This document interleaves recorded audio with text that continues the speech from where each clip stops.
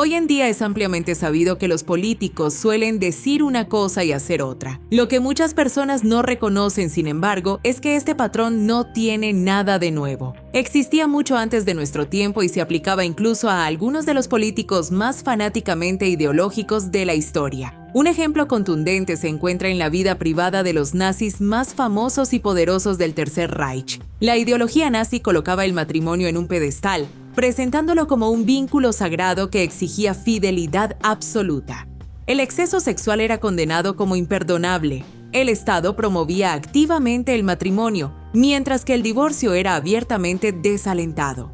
En este contexto no resulta sorprendente que los líderes que más predicaban sobre el matrimonio, los valores familiares y el papel de la mujer violaran de forma sistemática sus propios principios. Casi todas las figuras destacadas del nazismo perseguían a otras mujeres en secreto, engañaban a sus esposas, mantenían relaciones ilícitas y tuvieron hijos fuera del matrimonio. El propio Adolf Hitler permaneció soltero hasta las últimas horas de su vida, pero durante décadas vivió lo que sus contemporáneos habrían llamado en pecado con su compañera secreta. Heinrich Himmler, jefe de las SS y ferviente defensor de los valores familiares estrictos, se separó de su esposa por su secretaria y tuvo con ella 2 hijos ilegítimos. Martin Bormann, secretario personal de Hitler y jefe de la Cancillería del partido nazi, tuvo 10 hijos con su esposa y aún así mantuvo relaciones con diversas actrices. El único alto dirigente que parece haber sido fiel fue el Reichsmarschall Hermann Göring, jefe de la Luftwaffe y sucesor designado de Hitler. No volvió a casarse hasta mucho después de la muerte de su primera esposa y hasta donde se sabe fue leal a su segunda mujer, una actriz, hasta su propia muerte. El caso más extremo, sin embargo, fue el del ministro de propaganda de Hitler, Joseph Goebbels. No se trataba solo de promiscuidad. Muchas de sus relaciones tenían un carácter profundamente perturbador y manipulador, y no cabe duda de que abusó repetidamente de su posición para satisfacer sus deseos. Incluso la elección de su esposa generó comentarios. Magda Goebbels, una atractiva socialité rubia, era muy admirada y por su cercanía con Hitler, a menudo se la describía como la primera dama no oficial del Tercer Reich. En muchos aspectos parecía estar fuera del alcance de Goebbels. Cuando se casaron en 1931, ella era una madre soltera divorciada. Se sintió atraída por la brillantez retórica de Goebbels, su ingenio agudo y su aparente carisma. Magda, por su parte, se veía a sí misma como parte de la élite social y se movía con soltura en círculos influyentes, algo que Goebbels encontraba especialmente atractivo porque elevaba su propia posición. Más tarde, la pareja tendría 6 hijos. A pesar de esta vida familiar, Goebbels fue infiel de forma constante durante todo el matrimonio. Estaba obsesionado con la conquista sexual y tenía acceso a las mujeres más codiciadas de la Alemania nazi, especialmente a las actrices. Como ministro de propaganda, controlaba los estudios cinematográficos y los cines del Reich. Tenía el poder de convertir a una intérprete desconocida en una estrella o de arruinar una carrera de la noche a la mañana. En esas condiciones, las jóvenes actrices que rechazaban sus avances solían pagar un precio muy alto. Esto plantea una pregunta clave. ¿Qué impulsaba a Goebbels a comportarse de una manera tan obsesiva y manipuladora? Los historiadores señalan una explicación clara.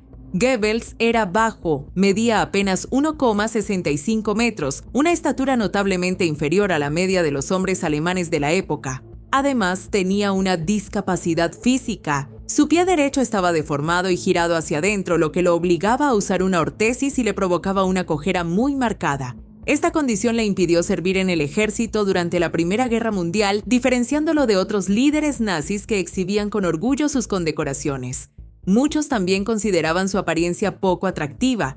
A menudo parecía frágil, enfermizo y para algunos inquietante. Lo que jugaba a su favor era su aguda inteligencia, su poderosa oratoria y, sobre todo, su cargo. Más allá de eso, despertaba poca admiración. Goebbels era impopular tanto entre sus colegas dirigentes como dentro de su propio ministerio. Uno de sus apodos, el enano venenoso, reflejaba su reputación de ser susceptible, frío, vengativo y cruel. Malversaba fondos del partido para financiar un estilo de vida lujoso, pero se volvió indispensable para Hitler, quien lo protegía del mismo modo que protegía a Magda Goebbels. En esencia, la profunda inseguridad de Goebbels respecto a su cuerpo y su discapacidad se manifestaba en lo que hoy se describiría como una masculinidad tóxica. Alardeaba de forma obsesiva de sus aventuras y conquistas, tratando de afirmar su dominio a través del poder sexual.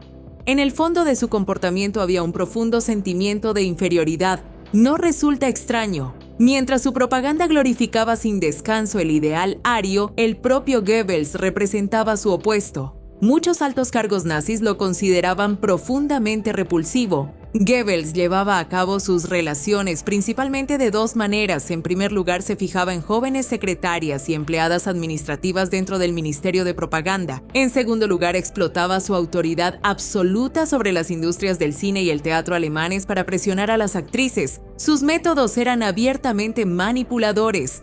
Una exsecretaria recordó cómo Goebbels perseguía sin descanso a las jóvenes empleadas, las acosaba, se acostaba con ellas y, cuando intentaban poner fin a la relación, las amenazaba con suicidarse. Muchas de estas mujeres eran vírgenes y no puede descartarse que algunas de las aprendices a las que apuntó fueran aún menores de edad en ese momento. Sin embargo, su mayor fijación siguieron siendo las actrices. Una en particular dominó su atención durante años, la actriz checa Lida Barová. Se conocieron en 1936 y comenzaron una relación al año siguiente. En 1938, Magda Goebbels descubrió el romance y acudió directamente a Hitler. Hitler reprendió personalmente a Goebbels y le ordenó poner fin a la relación, en parte porque Alemania estaba a punto de ocupar los Sudetes checos. La pareja de Barová se enteró del affair y la abofeteó en público, lo que desató un escándalo. Su carrera en Alemania se desplomó y la prensa la etiquetó como prostituta. Aunque la relación con Barová parece haber sido consentida, esto no ocurrió con todas las relaciones de Goebbels. En ese momento, el secretario masculino de Goebbels, Karl Hanke, que más tarde ascendería a una posición de poder dentro de la jerarquía nazi, se puso del lado de Magda Goebbels. Hanke elaboró una lista de 36 actrices y otras mujeres con las que Goebbels había tenido relaciones con la intención de desenmascarar a su superior. El plan fracasó cuando salió a la luz que el propio Hanke mantenía una relación con Magda Goebbels. Además de el enano venenoso, Goebbels también era conocido como el macho cabrío de Babelsberg, un apodo que hacía referencia a su persecución de jóvenes actrices en los estudios Babelsberg, cerca de Berlín. Según los testimonios, la actriz y baronesa Irene von Meyendorff acuñó el término después de rechazar firmemente sus avances. Ella era lo suficientemente famosa como para que Goebbels no pudiera dañar seriamente su carrera y tras la guerra se casó con el actor británico James Robertson Justice. Muchas otras mujeres no tuvieron la misma suerte.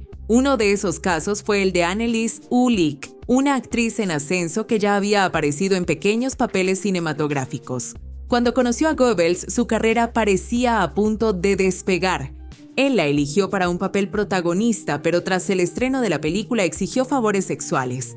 Uhrlich se negó, en parte porque llevaba varios años casada. Como represalia, Goebbels retiró la película de los cines y se aseguró de que ella fuera obligada a abandonar el país, destruyendo de facto su medio de vida.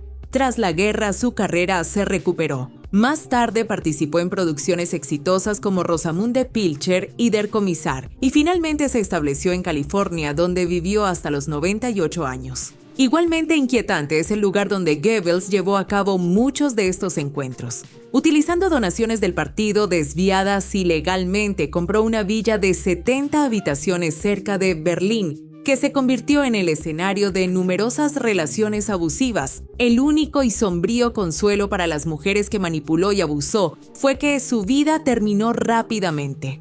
Goebbels fue uno de los pocos altos dirigentes nazis que permanecieron junto a Hitler hasta el final. El 30 de abril de 1945, el día de la muerte de Hitler, fue nombrado canciller del Reich. El cargo duró solo un día. Consciente de que la derrota era inevitable, Goebbels y su esposa se suicidaron al día siguiente. Antes de hacerlo, envenenaron a sus 6 hijos, 4 de los cuales eran menores de 10 años y podrían haber tenido un futuro pese a los crímenes de su padre. La pareja incluso había rechazado varias ofertas, entre ellas una del arquitecto Albert Speer para sacar a los niños de Berlín y ponerlos a salvo. Deja un me gusta si te gustó el video y suscríbete. Gracias por ver.